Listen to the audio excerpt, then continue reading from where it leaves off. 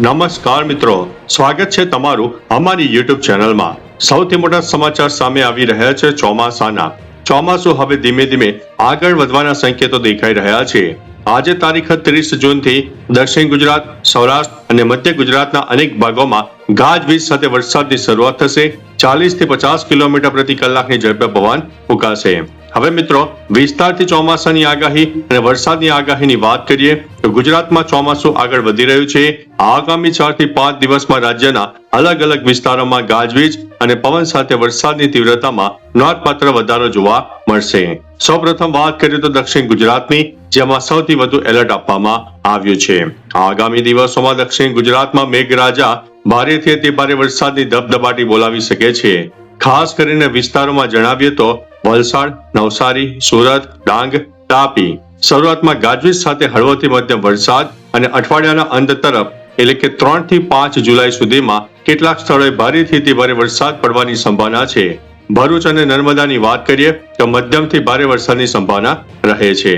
હવે મધ્ય ગુજરાતના મિત્રોની વાત કરીએ તો આણંદ, વડોદરા, ખેડા, અમદાવાદ, પંચમહાલ, દાહોદ, મહીસાગર, છોટાઉદેપુર હાલમાં પૂરતો 40 થી 50 કિલોમીટરની ઝડપે પવન ફૂંકાઈ શકે છે અને હળવા મધ્યમ વરસાદી ઝાપટા પડવાની પૂરેપૂરી શક્યતા છે।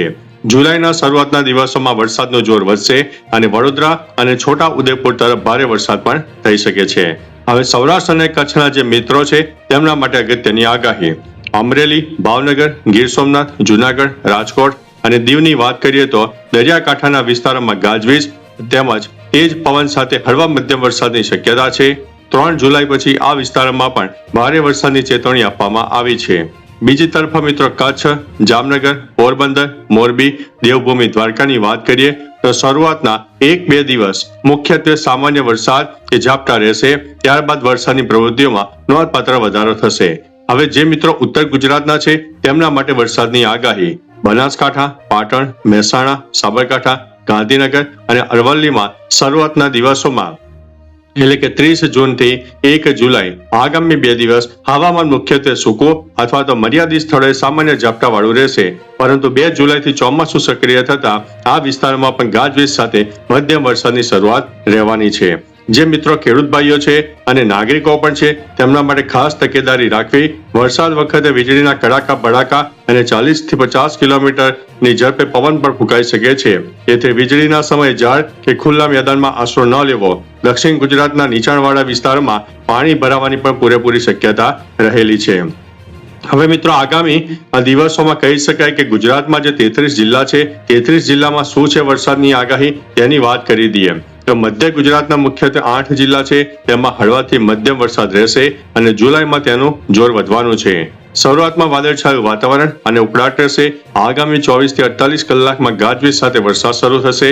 ખાસ કરીને આણંદ, ખેડા અને એમાં પણ ખાસ કરીને નડિયાદ, અમદાવાદ, ગાંધીનગરમાં શરૂઆતમાં હળવોથી મધ્યમ વરસાદનો રાઉન્ડ જોવા મળશે। અમદાવાદ અને આસપાસના વિસ્તારોમાં બફારો વધુ રહેશે। 1 જુલાઈથી નિયમિત ઝાપટા શરૂ થઈ જશે। બીજી તરફ વડોદરા અને પંચમહાલમાં ખાસ કરીને ગોધરા ઉપરાંત દાહોદ, મહીસાગર, છોટાઉદેપુર આ વિસ્તારમાં સિસ્ટમની સારી અસર જોવા મળશે।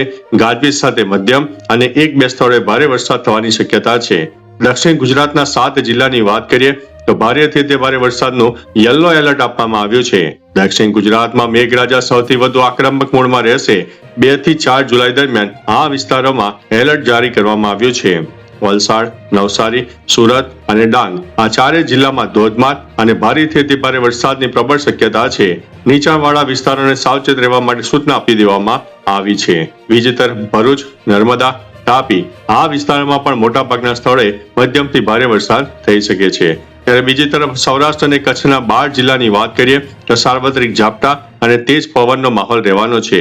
દરિયાકાંઠાના વિસ્તારોમાં પવનનું જોર વધારે રહેશે। 1 અને 2 જુલાઈએ માછીમારોને દરિયો ન ખેડવાની સૂચના આપવામાં આવી છે। બીજી તરફ રાજકોટ, જામનગર, જુનાગઢ, ગીર સોમનાથ, અમરેલી અને ભાવનગરમાં દરિયાઈ પવન સાથે સારો એવો મધ્યમ વરસાદ પડશે। અમુક કાંઠા વિસ્તારોમાં ભારે વરસાદી ઝાપટા થઈ શકે છે। ત્યારે પોરબંદર, મોરબી, દેવભૂમિ દ્વારકા, સુરેન્દ્રનગર, બોટાદમાં છૂટાછવાયા સ્થળોએ ગાજવીજ સાથે હળવો મધ્યમ વરસાદ થઈ શકે છે। કચ્છની વાત કરીએ તો કચ્છના અમુક ભાગોમાં વાતાવરણ મુખ્યત્વે વાદળછાયું રહેશે અને મર્યાદિત સ્થળે હળવા વરસાદી ઝાપટા થઈ શકે છે। હવે વાત કરીએ તો ઉત્તર ગુજરાતના 6 જિલ્લાની 2 જુલાઈથી ચોમાસું બરાબર જામી શકે છે. હાલ પૂરતું વાતાવરણ થોડું સૂકું અને બફારા વાળું તો છે જ, પણ 2 જુલાઈથી અહીં નવી સિસ્ટમ અસર બતાવશે. મહેસાણા, સાબરકાંઠા, અરવલ્લી 1 જુલાઈની સાંજથી ગાજવીજ અને પવન સાથે વરસાદી ઝાપટા થશે. બનાસકાંઠા, પાટણ, વાવ અને થરાદ આ સરહદી જિલ્લામાં પણ અઠવાડિયાના મધ્યમથી હળવા તેમજ મધ્યમ વરસાદી ઝાપટા શરૂ થઈ જશે. મિત્રો, ખાસ ચેતવણી છે કે વરસાદની સાથે વીજળીના કડાકા ભડાકા થવાની પૂરેપૂરી સંભાવના છે. પવનની ગતિ વધુ હોવાથી કાચા મકાનો, હોર્ડિંગ કે મોટા ઝાડ નીચે ઊભા રહેવાનું ટાળવું અને ખેતી કામ કરતા સમયે ખુલ્લા ખેતરોમાં વીજળીથી ખાસ સાવચેત રહેવું. તો ચાલો મિત્રો, ફરીથી એક વરસાદની નવી આગાહી લઈને મળતા રહીશું. ત્યાં સુધી અમને રજા આપશો. નમસ્તે.